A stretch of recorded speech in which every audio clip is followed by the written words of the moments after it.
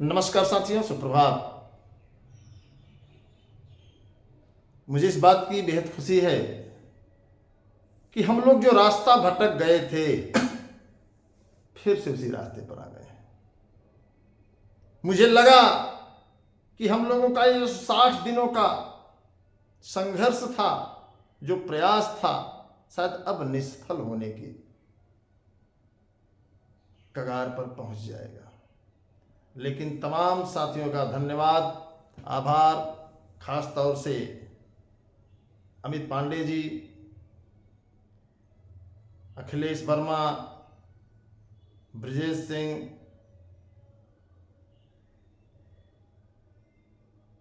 अशोक भाई, इन लोगों ने पूरी ईमानदारी से पुरानी नियमावली बहाल कराने को लेकर की पूरी ताकत झोंक दी है। एल.के. चौधरी सर, दीपा आरती, तमाम भाई बहनों ने प्रण कर लिया है कि जब तक तोड़ेंगे नहीं तब तक छोड़ेंगे नहीं, और पुरानी नियमावली सरकार को बहाल करना होगा। मित्रों, बहुत साफ शब्दों में मैं कहना चाहूंगा आप लोगों से, ये आंदोलन पुरानी नियमावली को लेकर के 11 जून 11 जून को शुरू किया गया था। और शुभ मुहूर्त देखिए कि 11 जून के बाद 11 जुलाई, अब ये 11 अगस्त है भैया। कहने का मतलब पूरा 60 दिनों का संघर्ष अब हमें आपको दिखाई देने लगा है। 11 से शुरू किए थे हम लोग, और 11 को उम्मीद है कि अब हम लोगों को संघर्ष नहीं करना पड़ेगा। लेकिन सभी से अपील है कि हमारी आवाज संसद के, विधानसभा के, सरकार के कानों तक मजबूती से पहुंचे। उसके लिए आप सभी से मेरा अनुरोध है, विनम्र अनुरोध है कि सब काम छोड़ करके 11 तारीख को आप 1 और 1 11 करने जरूर आइए। हम सरकार से सवाल करेंगे कि सनातन से चली आ रही नियमावली में ऐसा कौन सा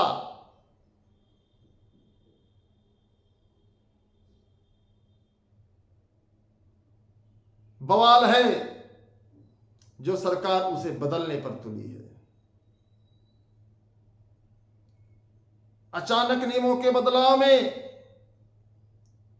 लगभग 7 लाख से अधिक परिवारों पर जो गाज गिरने वाली है, उसका कौन जिम्मेदार है?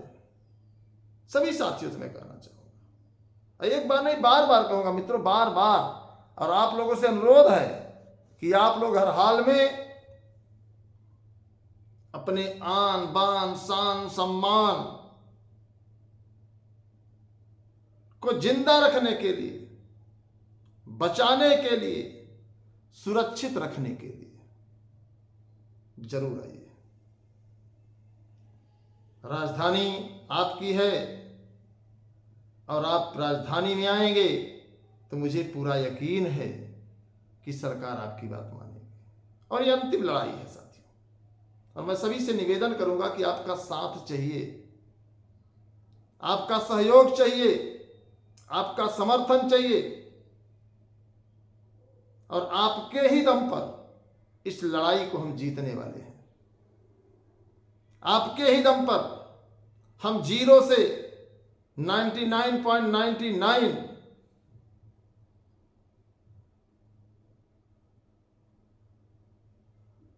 के स्तर पर आ गए हैं।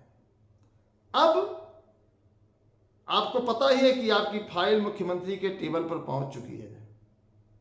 क्योंकि कुछ चीजें हम लोग बहुत खुल करके नहीं बताते दोस्तों, क्योंकि हमें व्यवस्था की प्राइवेसी भी रखनी है।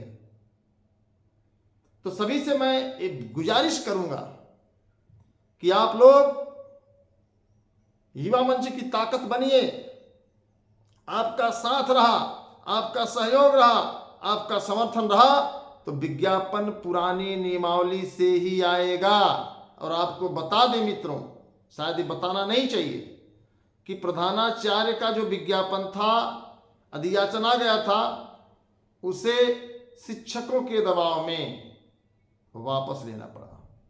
शायद ये जानकारी आपको नहीं होगी तो आप ध्यान दीजिए, सोशल मीडिया पर सर्च कर लीजिए कि प्रधानाचार्य के विज्ञापन में आपको बता दें खामियां होने के नाते, विज्ञापन क्या अधियाचन में खामियां होने के नाते, पुरानी नियमावली से होगा, नई नियमावली से होगा, इसके कारण आपको बता दें कि मामला वापस हो गया।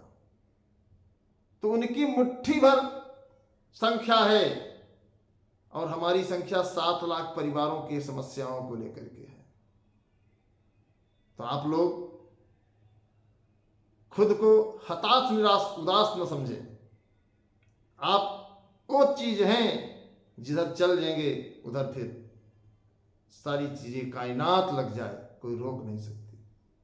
इसलिए सभी भाई बहनों से निवेदन है कि आप लोग 11 तारीख समय 11 बजे, आपको पता है कि 1 और 1 11 होता है और अक्सर लड़ाई हमने 11 तारीख को जीती है। GICLT लिखित परीक्षा का संघर्ष 11/11/2016 का हुआ था। कुछ साथी होंगे तो जानते होंगे, क्योंकि मुझे तारीखें याद हैं। अब बड़ा सौभाग्य है और तदर शिक्षकों के खिलाफ भी मैंने 11 दिसंबर 2018 को शुरू किया था। इतना ही नहीं साथियों, मुझे तो बड़ा अचंभा हो रहा है कि यार 11 तारीख का लगाव कितना है हम लोगों से कि हम लोगों ने 11 जून 2026 को पुरानी नियमावली बहाली को लेकर के प्रयागराज के पत्थर गिरजाघर सिविल लाइन धरना स्थल पर आंदोलन शुरू किया था, शायद आपको याद होगा। और कल 11 अगस्त है, आप समझिए। इसलिए चूकिएगा मत। सभी से अनुरोध है कि आप लोग मजबूती से इस मुहिम को ताकत देने के लिए, अपना शक्ति प्रदर्शन करने के लिए और अपने साथियों के हौसले को अफजाई करने के लिए और युवा मंच टीम को और सशक्त बनाने के लिए हर हाल में राजधानी की ओर कूच करिए। मिलते हैं लखनऊ में, सवाल करते हैं सरकारों से कि नौजवानों के भविष्य को बर्बाद करने का ठेका लेने वाली सरकार ये लगातार कहती है कि सबका साथ सबका विकास। ये सबका साथ और सबका विकास एक नाटक है और पुरानी नियमावली बहाली से सभी का साथ, सभी का विकास होना तय है। मित्रों, एक बात बता दें कि कोई सरकार से नौकरी नहीं मांग रहा है, अपने आन बान शान और सम्मान के लिए अपनी डिग्री को बचा रहा है। सरकार से गुजारिश है कि नौजवानों की डिग्री बर्बाद करने का काम ना करे तो ज्यादा बेहतर है, वरना 2027 में चुनाव है साथियों। सरकार पर हमारा आपका अधिकार है, सरकार हमसे है, हम सरकार से नहीं है। इसलिए सभी भाई बहनों से अपील है, इस बार मजबूती से पूरे होश हवास में हम लोग सरकार तक अपनी आवाज पहुंचाने का प्रयास करेंगे और उम्मीद है कि 11 तारीख को ही विजय का पताका हम लोग लहराएंगे। और सभी साथियों से अपील है कि आप इस वीडियो को अधिक से अधिक शेयर कर दें। अगर आप चैनल पर नहीं जुड़े हैं तो चैनल को सब्सक्राइब भी कर लीजिए, क्योंकि सारी सूचनाएं आपको यहीं से मिलेगी, यहीं से संघर्ष का इतिहास लिखा जाएगा। वो चाहे हिंदी में जो संस्कृत का विवाद है ऐसे साथी हो, अंग्रेजी लिटरेचर लैंग्वेज के साथी हो, खेल एवं शारीरिक शिक्षा के साथी हो, एकल विषय के साथी हो।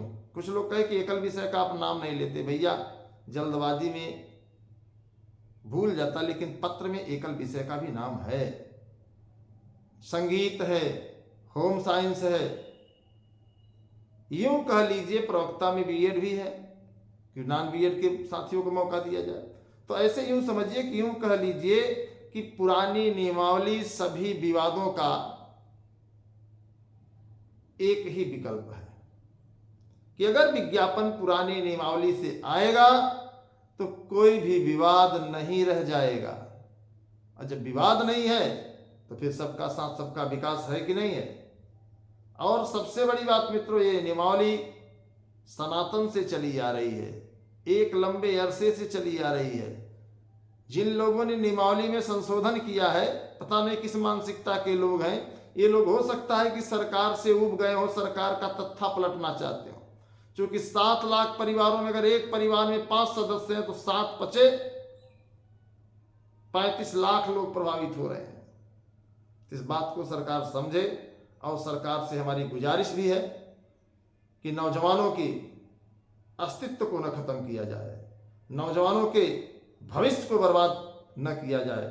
पुरानी नियमावली से लगातार सब तैयारी करते हुए चले आ रहे थे, तो कहीं ना कहीं पुरानी नियमावली हर हाल में बहाल होना चाहिए, और पुरानी नियमावली के आधार पर टीजीटी पीजीटी के 20,000 से अधिक रिक्त पदों का विज्ञापन आना चाहिए। अगर आप सब तैयार हैं तो वीडियो को दबाकर शेयर करिए, और इस वीडियो को अधिक से अधिक शेयर नहीं करेंगे तो मैं समझूंगा कि आप खुद जयचंद हैं। क्योंकि ये प्रयास अगर मैं कर रहा हूं तो आपको भी करना चाहिए, क्योंकि आप प्रभावित हैं। इसलिए उत्तर प्रदेश के हर नौजवान के पास ये वीडियो पहुंचना चाहिए।